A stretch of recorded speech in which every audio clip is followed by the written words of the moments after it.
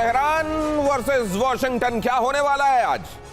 क्या वाकई जिसका अंदेशा दुनिया को है वो दुस्वप्न सच होने वाला है क्या?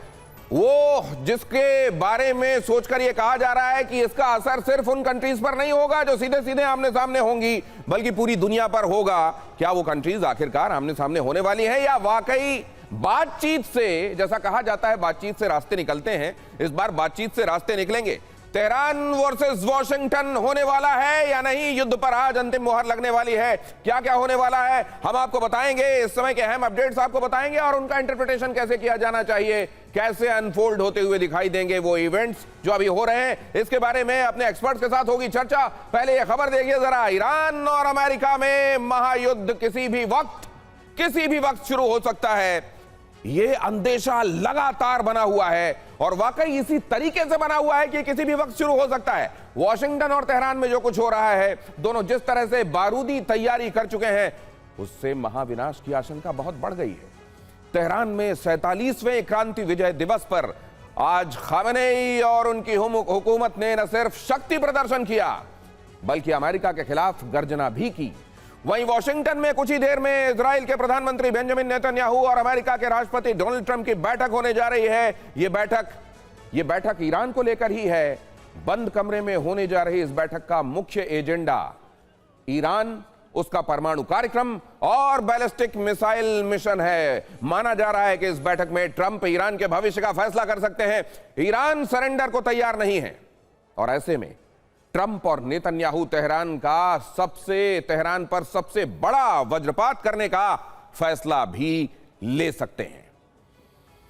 क्या क्या हो सकता है इस पृष्ठभूमि में? घटनाक्रम में कौन कौन सी कड़ियां हैं, कौन कौन से वो डॉट्स हैं जिनको आज अगर आप जोड़ेंगे तो पूरी तस्वीर बनती हुई दिखाई देगी। पहले यह खबर देखिए, व्हाइट हाउस में कुछ ही देर में ट्रंप और नेतन्याहू मुलाकात। ट्रंप और नेतन्याहू की मीटिंग का मुख्य एजेंडा है ईरान के भविष्य पर अंतिम मुहर की संभावना, ईरान का एटमी और बैलिस्टिक प्रोग्राम रोकने पर चर्चा, ईरान का एटमी और बैलिस्टिक मिसाइलों वाला प्रोग्राम कैसे रोका जाए, ईरान का वंस एंड फॉर ऑल क्या इलाज किया जाए, इसको लेकर चर्चा।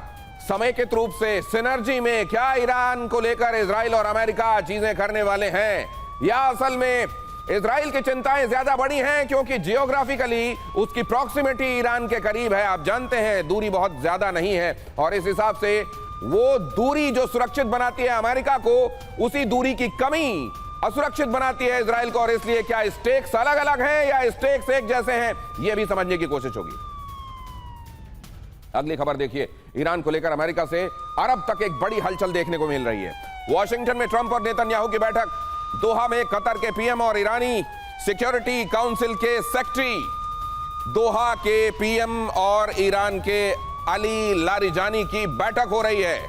तो ये मुलाकातें, इन मुलाकातों से क्या निकलने वाला है? क्या दुनिया जिस बात से आशंकित है उन आशंकाओं को लेकर फुल स्टॉप होगा या वो आशंकाएं और बड़ी हो जाने वाली हैं? ईरान को लेकर अमेरिका से अरब तक ये बड़ी हलचल है। वॉशिंगटन में ट्रंप और नेतन्याहू की बैठक है, आप जानते हैं। दोहा में हो रही है कतर के पीएम और ईरानी सिक्योरिटी काउंसिल के सेक्रेटरी की मुलाकात। दोहा के पीएम और ईरान के अली लारिजानी की ये बैठक हो रही है। तो इन बैठकों में होने क्या वाला है, पूरी दुनिया की निगाहें इस पर हैं। जिस तरीके का टेंशन पिछले बल्कि महीनों से, अब ये कुछ दिनों की बात नहीं है, कुछ हफ्तों की बात नहीं है, जिस तरीके से ये टेंशन लगातार बना हुआ है बल्कि बढ़ता हुआ जा रहा है, क्या उसको डिफ्यूज करने वाली ये बैठकें साबित होंगी या ये बैठकें उसके बाद इस तनाव को और ज्यादा बढ़ा देने वाली हैं? अगली खबर भी देख लीजिए, नेतन्याहू से मुलाकात के पहले ट्रंप की ईरान को धमकी भी देखने को मिल गई है। मिडिल ईस्ट में एक और एयरक्राफ्ट कैरियर भेजेंगे, ट्रंप ने कहा। एक और एयर स्ट्राइक ग्रुप रास्ते में है, ट्रंप ने इस बात पर जोर दिया। मतलब ये कि पहले से ही एक कैरियर वहां पर मौजूद है और कहा जा रहा है कि एक और स्ट्राइक ग्रुप वहां पहुंचने वाला है। यूएसएस जॉर्ज वॉशिंगटन को मिडिल ईस्ट भेज सकते हैं ट्रंप। इजरायली मीडिया चैनल ये बता रहा है, इजरायली मीडिया चैनल 12 पर ट्रंप की ये चेतावनी उस वक्त आई है जब लोग ये समझ रहे हैं कि बातचीत से इसका समाधान संभव है क्या। और ऐसे में ऐसे में कई बार यह भी होता है कि आप मैदान में, आप युद्ध के मैदान में या युद्ध जैसी स्थितियों में अपना पावर, अपना दम इसलिए और बढ़ाते हैं ताकि टेबल पर नेगोशिएशन में आपको और ज्यादा स्ट्रेंथ मिले। यहां क्या ये उसी बात का परिचायक है, या असल में इसको दूसरे तरीके से देखा जाना चाहिए? इसको ऐसे देखा जाना चाहिए कि बातचीत से कुछ हासिल नहीं होने वाला है। इस बात का अंदेशा पहले से बहुत ज्यादा बड़ा है और इसीलिए वो सारी तैयारियां जो जंग को आगे बढ़ाने वाली हैं, उनको लेकर कहीं कोई फुल स्टॉप नहीं हो रहा है, बल्कि उनको बढ़ाने वाली बातें हो रही हैं। भड़का ईरान, नेतन्याहू की अमेरिकी यात्रा को विनाशकारी कहा।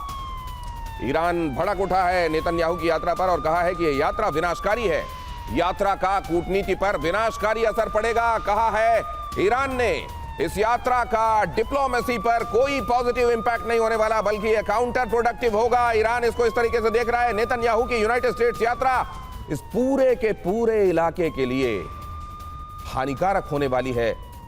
इस तरीके से ईरान इस यात्रा को डिफाइन कर रहा है। ईरान के विदेश मंत्रालय की नेतन्याहू को यह चेतावनी सामने आई है कि यह पूरे इलाके के लिए खतरनाक होने वाला है। तो जाहिर है इस बात में ये निहितार्थ छिपे हुए हैं कि यह खुद इजराइल के लिए ठीक नहीं होने वाला।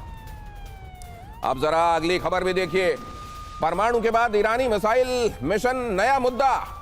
परमाणु कार्यक्रम ये तो एक मुद्दा है ही, ईरानी मिसाइल मिशन भी एक नया मुद्दा है। ईरानी मिसाइलों की रेंज कम करना चाहते हैं नेतन्याहू।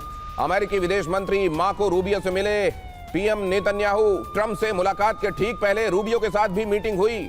मार्को रूबियो से मुलाकात के दौरान उन्होंने लंबी दूरी की मिसाइलों को लेकर चिंता जाहिर की। ईरान का मिसाइल प्रोग्राम जिस तरीके से आगे बढ़ रहा है, अगर उसके पास दूर तक मार करने वाली सटीक मिसाइलें भी जखीरे में होंगी या हैं, तो न सिर्फ इजराइल के लिए बल्कि अमेरिका के लिए भी खतरनाक हो सकता है। मार्को रूबियो से बातचीत में इस बात पर नेतन्याहू ने जोर दिया।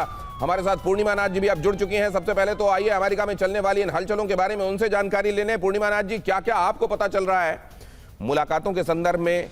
मार्को रूबियो से बातचीत में न सिर्फ परमाणु बल्कि मिसाइलों को लेकर भी चिंता जाहिर की गई है। जब ट्रंप से मुलाकात होगी तो आइटिनरी क्या क्या होगी और क्या आउटकम हो सकता है? Thank you so much for having me. नमस्ते, जय हिंद। पहले तो ये बात है कि यहाँ पे ये सुनाई दे रहा है कि ईरान के ऊपर हमला इमिनेंट है, लेकिन ये टाइमलाइन के हिसाब से ये बोला जा रहा है कि शायद 2 हफ्ते में होने वाला है। बट मैं एक बात बताती हूँ, ये इमिनेंट हो या ना इमिनेंट हो, इसमें कोई फ़र्क नहीं पड़ रहा है। अमेरिका का इकोनॉमी इज़ वॉर ड्रिवन, हमारी इकोनॉमी इज़ कॉरपोरेशन ड्रिवन, और मिलिट्री इंडस्ट्रियल कॉम्प्लेक्स बोला जाता है उनको। वॉर अगर नहीं हुआ तो यहाँ पे तो हम भुखमरी हो जाएगा। यहाँ पे आम किसको सेल करेंगे? और literally entire every industry is connected to entire other countries. आप फार्मा ले लीजिए, वो भी लिटरली किसी का हेल्प नहीं कर रहा है। आप वॉर इंडस्ट्री ले लीजिए, आर्म सेल करके किसी और को मार के हमारे यहाँ पे जीडीपी ग्रोथ होती है। तो at the end of the day unfortunately dependency on war is superb, and on top of it आप अगर नेशनल डॉक्यूमेंटेशन आप देख लीजिए, हमारा सिक्योरिटी डॉक्यूमेंटेशन देख लीजिए, उसमें स्पेसिफिकली लिखा हुआ है not just the south American dominance हमें चाहिए, but Indo Pacific is also the secondary area जिसमें अमेरिकन डोमिनेंस चाहिए, और इनको फोर्स करा जाएगा यूएस के साथ डील करे और यूएस के साथ अलायंस बनाए।